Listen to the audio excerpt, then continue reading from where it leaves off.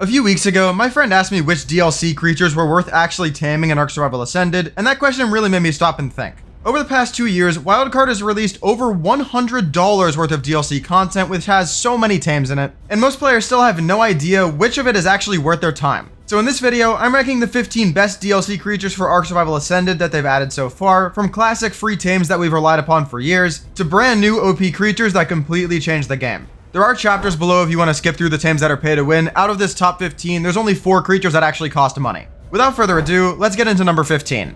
At number 15, I have the Veilwyn, which is part of the Lost Colony DLC pack, which is $30. As part of the $30 pack, you do get access to the map when it comes out, so you are getting more than just a couple of creatures with it. And there's a couple of mechanics they've already added to the game, like the tech bunker and the template hammer, so this pack is not bad. The Veilwyn is found on Ragnarok, the Center, and Aberration in the Blue Zone, and besides Aberration in the Blue Zone, you find the Veilwyn in the Snow biome. The Veilwyn is part of this new subclass of creatures called Companion creatures, which have pretty unique mechanics and are super useful.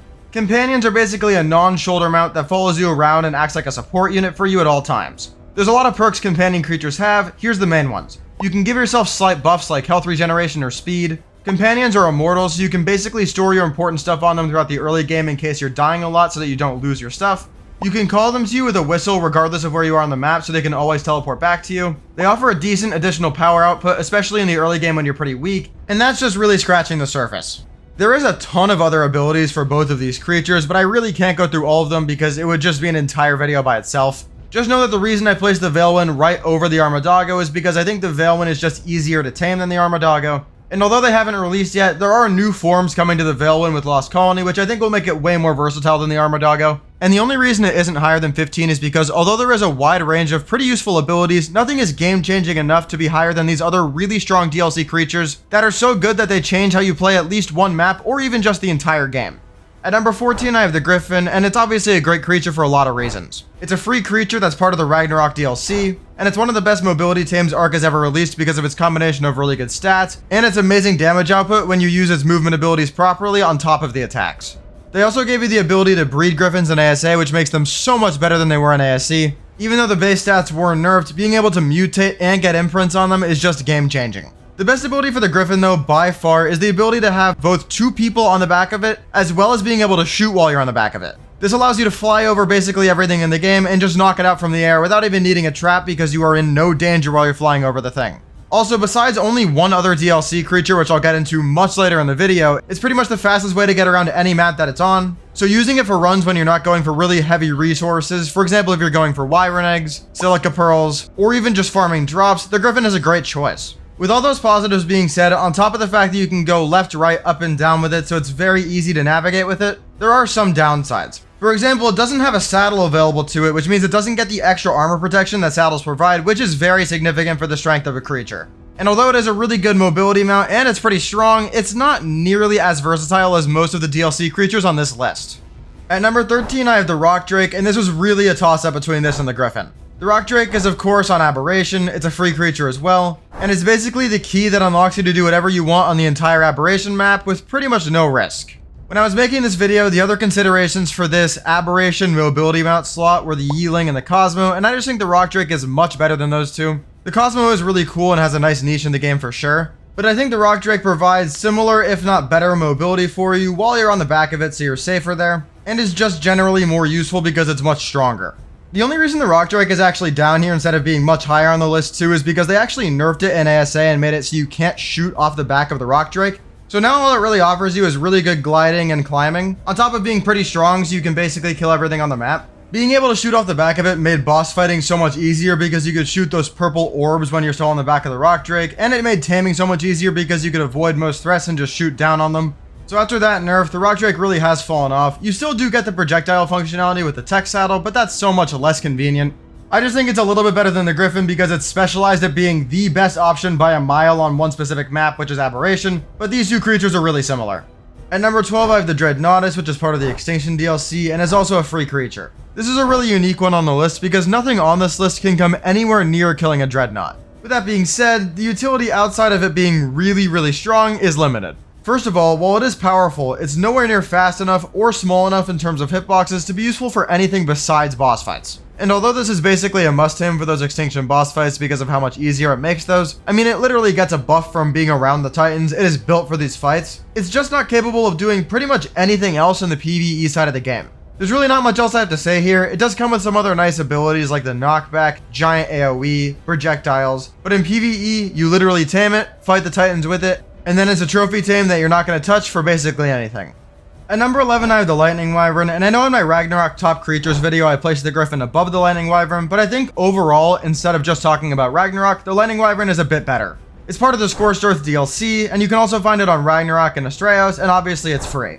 The Lightning Wyvern has all the perks of a regular Wyvern, very strong in the air, very fast in the air, and with a projectile ability that makes it even better, and it just does it way better than every other Wyvern in the game. Its lightning breath is pretty easy to aim, and it has a decent range on it, so you can actually do a good amount of damage from a distance. It does incredibly good damage to both players and to creatures, so you can deal with both. And it's also by far the best out of any flying option in the game at dealing with other Wyverns. If you use this technique I'm showing on screen now where you're flying in circles and you keep breathing off to the side of yourself, you can kill any Wyvern including alphas in the game without even getting hit by them, which is really useful for farming alpha tributes, Wyvern milk, experience, which is especially good on maps that don't have explorer notes like Ragnarok, and just dealing with Wyverns when you're trying to go into a trench to get more eggs.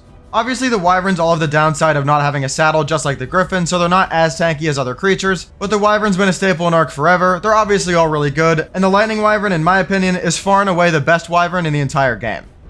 If you're enjoying the list so far and you're excited for Veilwyn Ascended, I'd really appreciate it if you could subscribe to the channel to help me reach 30k by the end of the saddle, just like the Also, I'm hosting a ton of giveaways for any content they sell with Veilwyn. I'm assuming the Elder Claw will be a pay-to-play DLC. So if you want to stay up to date with the content on the channel and have a chance of winning some free stuff, I hope to see you there.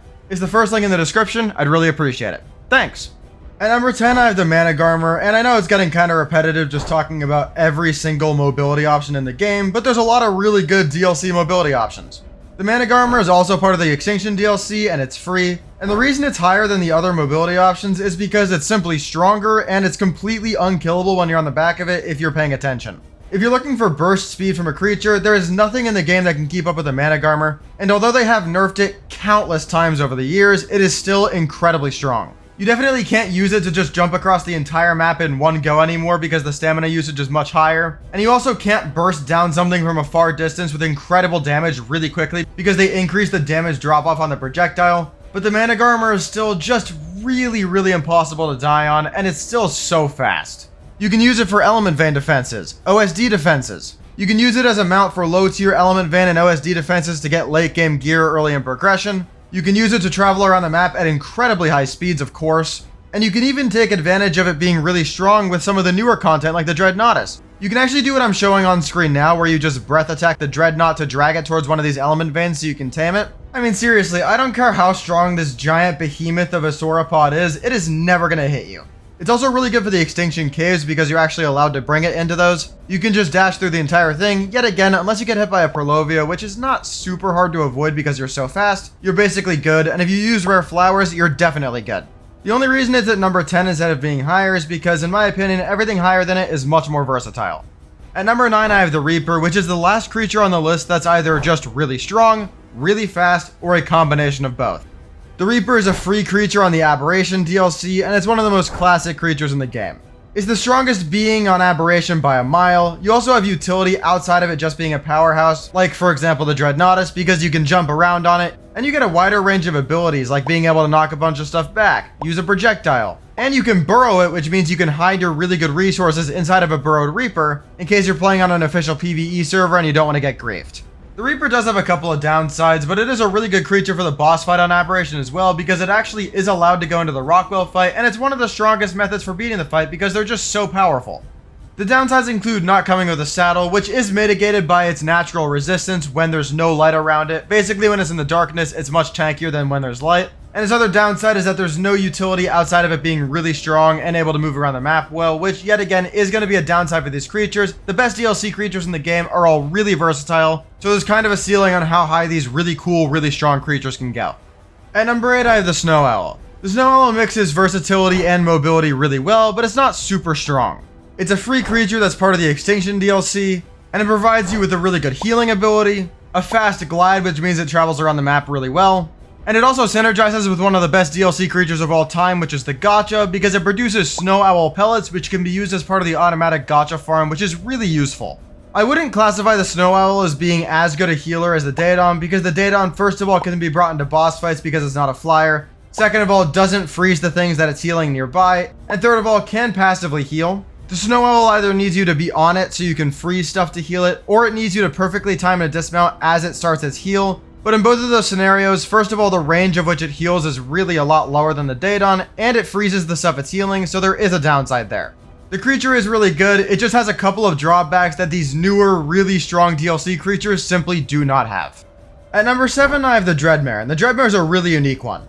The Dreadmare is a $5 creature in the fantastic Tames Dreadmare DLC bundle, and it's found on Ragnarok, Scorched Earth, Extinction, and the Center, and there may be more maps, but these are the ones that I've seen it on.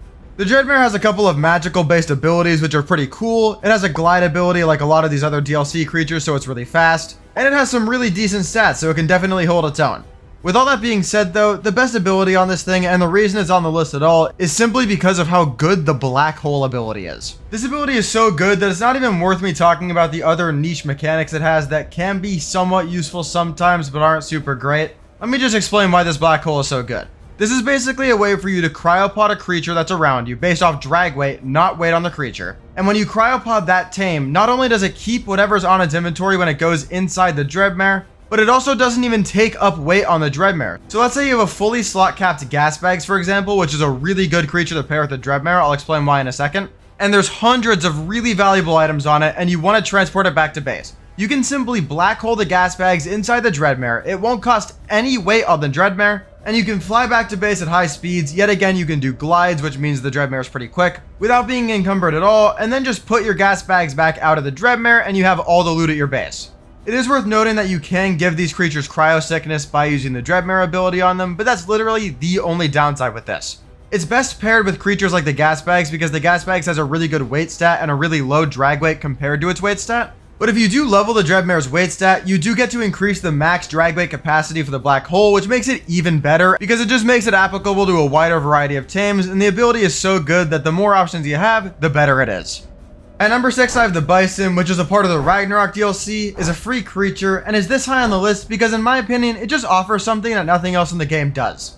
The most well-known thing the Bison does is produce Bison milk, which is a really useful item of course. It makes raising wyverns easier. It also gives you the basic perks that milk consumption gives you in Ark that are lesser known but are really useful sometimes. But in my opinion, this is really only scratching the surface of how good the Bison is. First of all, its stats are incredibly good. It's really strong, comparable to a Rhino. But on top of being comparable to the Rhino in every stat besides damage, where the Rhino does shine still, it also comes with a ridiculously good pack bonus, capping out at +6, which is one of the best pack bonuses in the game, especially for how good this creature is. It comes with a high speed and an ability to jump and charge up, and with 2 different attacks, is just a powerhouse. The Bison is also really easy to tame, and it also has some more general herbivore farming utilities, but honestly, you're not really taming the Bison for those. The really important parts are the mobility it offers, the milk that it generates for you by just simply breeding, and just the overall insanely OP pack bonus, which makes it pretty much unkillable in boss fights like the noon attack fight. Just a really good all-around creature. In my opinion, it's too versatile to be lower.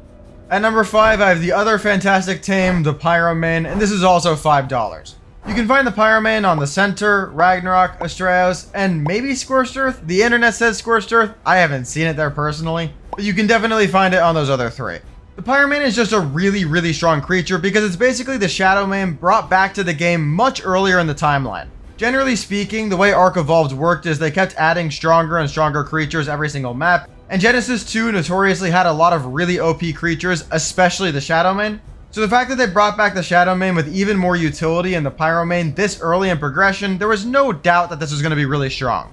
Even after the nerfs this thing has gotten, this thing has multiple abilities, is incredibly fast. It has similar to, if not as good of a jump as the Shadowmane, which is a really far jump that makes you basically able to travel any different type of terrain. It has natural armor just like the Shadowmane, which means it's ridiculously easy to get incredibly good armor on this because it scales with the level. It's also much easier to tame than a Shadowmane, and by much I mean it is miles easier to tame this, so you can get it way earlier in progression, and you're able to breed them just like the Shadowmane, so you can make them even stronger with mutations. is able to heat you up when you're around it, is able to go on your shoulder and then be a rideable mount, which is a ridiculously valuable ability, especially for crouch caves where you can basically crouch into the cave with it on your shoulder and then basically turn it back into a mount you can ride.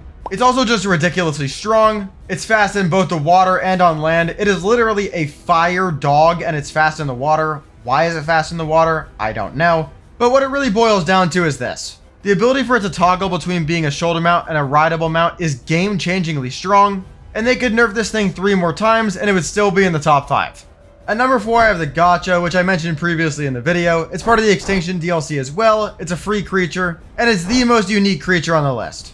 The Gacha is an irreplaceable creature. There's no alternative in Ark that can provide for you the value the Gacha provides by even a close margin. If you set up an automatic farm properly with gachas and you understand how they work, I've talked about them in detail many times on the channel, so I'm not going to go into crazy detail here. You can basically have it so optimized that you will never run out of element dust, black pearls, or any of the other resources you see on screen now that you dislike farming. And even if you don't set up enough gachas, or it's just not realistic for you to get enough element dust farming gachas for you to never run out of element, having a passive supply of element being generated is still incredibly valuable. They've added all the tools you possibly need to make an automatic gacha farm. Pegamastics now automatically pick up the gacha crystals when they drop, and the gachas themselves automatically pick up the snow pellets from the snow owls. So the entire thing is automated now. You can even throw in more automation to it, like throwing in Akatinas. The gachas will automatically grab that and just hold on to it for you as well if you want that. You can also do this with phoenixes. If you want phoenixes to drop silica pearls, you can have the gachas pick that up and hold on to it for you. It basically provides utility on both the automatic farming side for it producing you stuff and for it helping other stuff produce for you. It's an irreplaceable chain in the automatic farming link, and that is a really fun side of the game to explore. So I definitely recommend trying out the gacha if you've never done so. It will be worth your time eventually. At number 3, I have the Drakeling, which is part of the Lost Colony DLC expansion pass, which yet again is $30. It's found on Ragnarok, Extinction, and the Center, and yet again the internet is telling me it's on Scorched Earth, but I've personally never seen that, and it also wouldn't make any sense for this to spawn on Scorched Earth because there is no seasons on that map, and the entire gimmick of the Drakeling is that there's 4 variants based on seasons. The Drakeling is a shoulder mount, and it's arguably the best shoulder mount of all time. Before I get into the seasonal perks you get for each of the 4 types of Drakeling, let's go over all the general utility that the Drakeling provides regardless of the season type you tame. The base features of the Drakeling are its biome buffs, as well as the XP sharing ability, which is by far the best thing on the Drakeling. If you farm XP with the Drakeling on you, you can basically store XP on the Drakeling and then pass it from the Drakeling onto other tames that you own. This is convenient both for leveling your other creatures without having to bring them out of your base, and the best part about it is that sometimes you'll get loot keys when you transfer the XP, which can lead you to crates that give you ridiculously OP loot. The variants, like I mentioned before with the biome buffs, all get buffed by 10% for XP gained and loot quality bonuses when you farm drops when you're in a respective biome the Drakeling is from. For the winter Drakeling, for example, it's the snow biome. For the summer Drakeling, it's hot areas like the desert. For the autumn Drakeling, it's areas like the mountains. And for the spring Drakeling, it's the grasslands. Just to clarify what the XP gained thing means, you and the Drakeling that's storing the XP gain extra XP when you're in the biome. The Drakeling can also act as a parachute because it has an entire parachute mode, which can completely prevent fall damage. This toggle is called the slow fall setting in your radial menu. The Drakelings are also all equipped with their own unique breath attacks, which are pretty nice for extra power output, especially in the early game considering how easy these things are to tame. The Drakelings have 4 different looking breaths, but from my testing, they are all pretty similar. On screen now you can see the main effect you get for having each different type of Drakeling. All 4 of these are good in their own right, but from my personal testing and from community feedback that I've received and just from talking to people, it seems like the Spring Drakeling is by far the best. The healing is just ridiculously overpowered to the point where you don't even die in the murder snow a lot of the time because it's so good. Each seasonal variant also has one more special ability that I want to cover. There is more stuff to these, but these are the main things I like. The Spring Drakeling can turn any seed into rare flowers in its inventory passively, which is incredibly good because the rare flower is a really underrated item. The Summer Drakeling can turn raw meat into cooked meat in its inventory over time without needing any sort of fuel, and then you can turn that cooked meat into jerky over time without needing any sort of oil. The Autumn Drakeling can be moved from your shoulder to your hand to be used for extra harvesting. This isn't a great ability because it does toggle between power and delicate harvesting, which is not super convenient, but the amount of farming you actually get done with the Drakeling is pretty good. And the Winter Drakeling is basically a fridge on steroids. You can put a way larger variety of items onto your Winter Drakeling than you can put in, for example, a fridge, and it'll preserve it really effectively. These could arguably be number 2 on my ranking, to be honest. I could totally see that argument. But I placed it at number 3 because the top 2 creatures are just top 5 creatures in the game in my opinion, and the Drakeling is just outside of that. At number 2 I have the Karkinos. The Karkinos is a free creature from the Aberration DLC, and it's easily the best farmer that's in the game so far. The Karkinos can pick up a lot of creatures in its claws, and the reason this is so good is because you can use it to farm with basically no weight restriction. And while you might be thinking that the Dreadmare does the same thing, it doesn't. The reason for this is because the Karkinos can relocate the farmer without giving it cryosickness, even after it's fully encumbered, so your farming runs can go on for so much longer. The most iconic and best example of this by far is going into the blue zone with an Anki and a Karkinos, using the Karkinos' combination of decent speed by jumping really far distances, ability to grab and throw away small threats like Nameless, and ability to extend farming runs for a long time even after fully encumbering, to get a slot cap of metal with an Anki in the blue zone in just a couple of minutes. The clip in the background is from Ark Evolved, but the exact same thing works in Ark Ascended, where you basically grab the creature, throw it to the next set of rocks you want to farm, and then jump after it to do it all over again.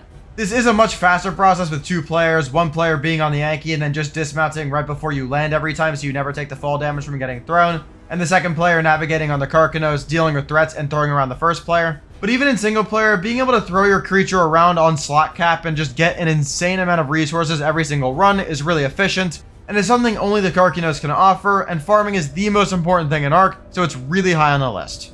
Side note, it also farms a metric ton of organic polymer and chitin, which makes it even better because killing it gives you a lot of reward. Before I get into the first place DLC creature, comment down below with what you think the best DLC creature in Ark Ascended is so far. I'm curious to see if you all agree with me on this one. I'm pretty sure you will, but it's always fun to see different opinions. At number 1, it's the Maeguana. The Maeguana is the best DLC creature in Ark Ascended by a decent margin. It's part of the Astraios DLC map, which technically costs $15, but you can get Maeguanas for free and use them. You either can have a friend go and tame them and transfer them off the map to give it to you on a different map, or you can just summon them in. It's amazing for raising and nursing because you can first of all feed baby creatures around it, which is ridiculously valuable, and then you can also just use it as a feeding trough afterwards. There's also a stat called Nursing Effectiveness, which both increases the trough range for the Maeguana, which means it's even better as a nurser, and it increases the amount of food that babies receive per item consumed, which means that your meat goes a longer way or your berries go a longer way in raising your creatures. Such an invaluable creature for this side of the game, and we're only getting started. It has a unique egg system that lets you get every single type of kibble from it. This means that if you put Oviraptors around a bunch of your Maeguanas that are just raising creatures, you'll passively generate eggs that you can use for extraordinary kibble. And it's the fastest tame in the entire game for traveling long distances or even medium distances.